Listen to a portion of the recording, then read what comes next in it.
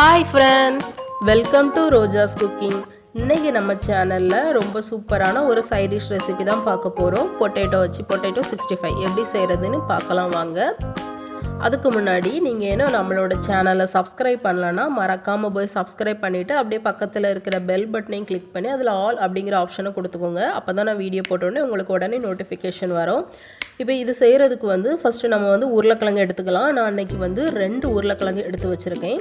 உருளைக்கிழங்கை நல்லா வாஷ் பண்ணிவிட்டு அந்த தோல் எல்லாத்தையுமே சீவி எடுத்துட்டு தோல் எல்லாத்தையும் ரிமூவ் பண்ணிவிட்டு அதை குட்டி குட்டி பீசஸாக கட் பண்ணி வச்சுக்கலாம். ஃபஸ்ட்டு இதுக்கு நம்ம உருளைக்கிழங்கு வேக வைக்கணும். அதுக்கு ஒரு பாத்திரத்தில் தண்ணி கொதிக்க வச்சுருக்கேன்.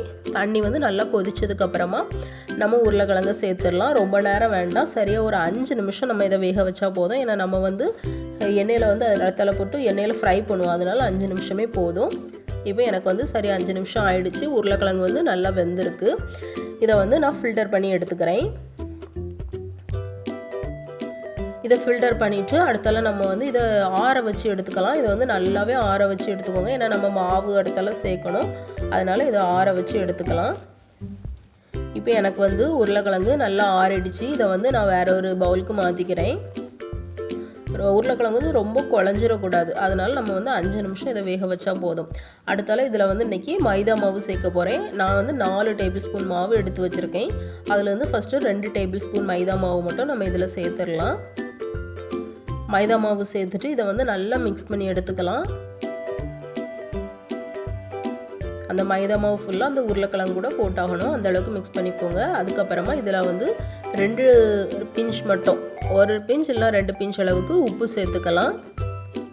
சேர்த்துட்டு அதுக்கப்புறமா அது கூட தண்ணி சேர்த்துக்கலாம். தண்ணி ரொம்ப சேர்க்கக்கூடாது, தெளித்து தான் சேர்க்கணும். ஒரு டேபிள் ஸ்பூன்லேருந்து 2 டேபிள் ஸ்பூன் தண்ணி இருந்தாலே போதும். இதுக்கு தண்ணி சேர்த்துட்டு இதை நல்லா கலந்து விட்டுடலாம். நல்லா கலந்து விட்டதுக்கு அப்புறமா மீதி 2 டேபிள் ஸ்பூன் மைதா மாவு இருக்குல்ல, அதையும் நம்ம உள்ளே சேர்த்துடலாம். மொத்தம் 4 டேபிள் ஸ்பூன் மைதா மாவு இதுக்கு செலவாகும்.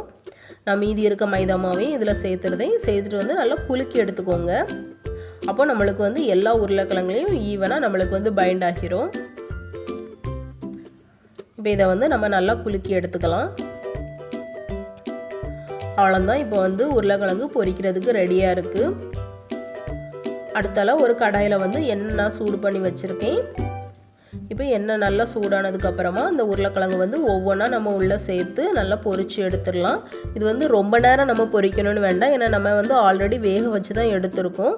அதனால் அந்த பபிள்ஸ் அடங்குறது வரலாம். இதை நம்ம வேக வைக்க வேண்டாம். லைட்டாக அந்த கோல்டன் கிறிஸ்பியாக வரும். நல்லா கிறிஸ்பியாக வரது வர நம்ம இதை ஃப்ரை பண்ணி எடுத்துக்கணும். இப்போ எனக்கு நல்ல கோல்டன் கலரில் கிறிஸ்பியாக வந்துடுச்சு. நான் இதை வேற ஒரு பிளேட்டுக்கு மாற்றிக்கிறேன். இதே மாதிரி மீதி இருக்க உருளைக்கிழங்கையும் ஒவ்வொன்றா சேர்த்து நம்ம பொரிச்சு எடுத்துடலாம்.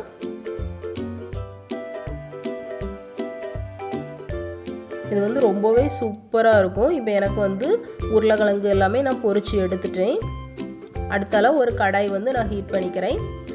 கடாய் ஹீட் ஆனதுக்கப்புறமா இதில் ஒரு 2 டேபிள் ஸ்பூன் அளவுக்கு எண்ணெய் சேர்த்துக்கலாம்.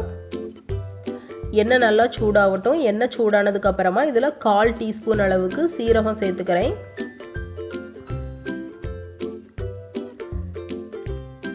அடுத்தால சீரகம் நல்லா பொரியட்டும். சீரகம் பொரிஞ்சதுக்கப்புறமா இதில் நான் 4 பல்லு பூண்டை நல்லா பொடியாக கட் பண்ணி வச்சுருக்கேன். அதை உள்ளே சேர்த்துடலாம். நல்லா பொடியாக கட் பண்ணிக்கோங்க. பூண்டு லைட்டாக அந்த பொன்னிறமாக வதங்கணும், அது வரை நம்ம பூண்டை வதக்கி எடுத்துக்கலாம். பூண்டு வதங்கினதுக்கு அப்புறமா நம்ம இதில் வத்தல் சேர்க்கணும். நான் இன்னைக்கு 2 காஞ்ச மிளகாய் எடுத்திருக்கேன். 2 காஞ்ச மிளகாய் நல்லா பாதியாக கட் பண்ணி வச்சுருக்கேன். அதை உள்ளே சேர்த்துடலாம். அது கூடால ஒரு பச்சை மிளகாய் எடுத்து நல்லா கொஞ்சம் பொடியாக கட் பண்ணி வச்சுருக்கேன். அதையும் உள்ளே சேர்த்துருந்தேன். மிளகாய் சேர்த்ததும் லைட்டாக வெடிக்கும், பார்த்துக்கோங்க.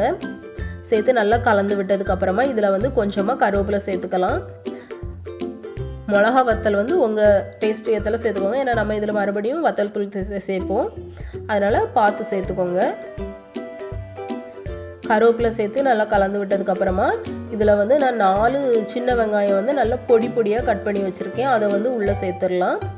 சின்ன வெங்காயத்துக்கு பதிலாக நீங்கள் பெரிய வெங்காயம் கூட சேர்த்துக்கலாம். பெரிய வெங்காயம் எடுக்கிறதா இருந்தால் ஒரு டேபிள் ஸ்பூன் அளவுக்கு எடுத்துக்கோங்க. நல்லா பொடியாக கட் பண்ணி வச்சுக்கோங்க.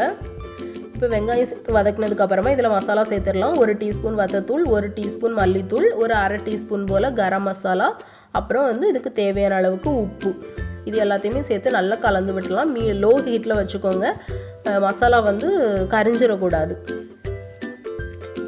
இப்போ வந்து நான் அடுப்பை ஆஃப் பண்ணிடுறேன். அடுப்பை ஆஃப் பண்ணிவிட்டு இதில் வந்து ஒரு 1/2 கப் அளவுக்கு தயிர் சேர்த்துக்கலாம். அடுப்பை ஆஃப் பண்ணிடுங்க, இல்லைன்னா தயிர் வந்து திரஞ்சிடும்.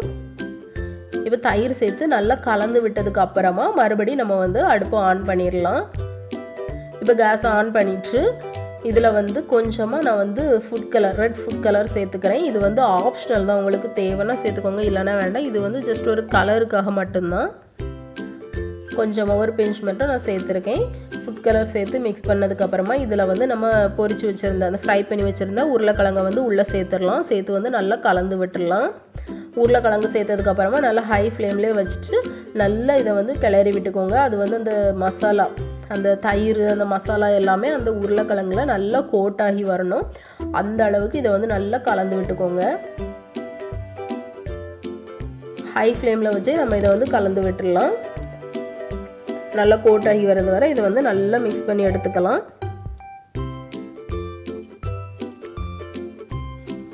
அடுத்தால கடைசியாக வந்து நான் கொஞ்சமாக கொத்தமல்லி இலை சேர்த்து அடுப்பை ஆஃப் பண்ணிடுறேன். அவ்வளோதான், நம்மளோட பொட்டேட்டோ 65, ஆலு 65 சூப்பராக ரெடி ஆகிடுச்சு. இதை வந்து சைட் டிஷ்க்கு வச்சு சாப்பிட ரொம்பவே சூப்பராக இருக்கும். குழந்தைகளுக்கு செய்யும்போது நம்ம வந்து வத்தத்தூள், வத்தல், மிளகாய் எல்லாமே சேர்க்குறதுனால காரம் வந்து கொஞ்சம் பார்த்து சேர்த்துக்கோங்க, எல்லாம் ரொம்ப காரமாக இருக்கும். அவ்வளோதான் ஃப்ரெண்ட்ஸ், சூப்பராக நம்மளோட ஒரு சைட் டிஷ் ரெசிபி ரெடி ஆகிடுச்சு. நீங்களும் இதே மாதிரி செஞ்சு பாருங்கள். செஞ்சு பார்த்துட்டு எப்படி இருந்துன்னு எனக்கு கமெண்ட்டில் சொல்லுங்கள். இந்த வீடியோ உங்களுக்கு பிடிச்சிருக்கும் நம்புகிறேன். பிடிச்சிருந்துன்னா லைக் பண்ணுங்கள், ஷேர் பண்ணுங்கள். மறக்காமல் ரோஜாஸ் குக்கிங் சேனலுக்கு சப்ஸ்கிரைப் பண்ணிடுங்க. Bye friends.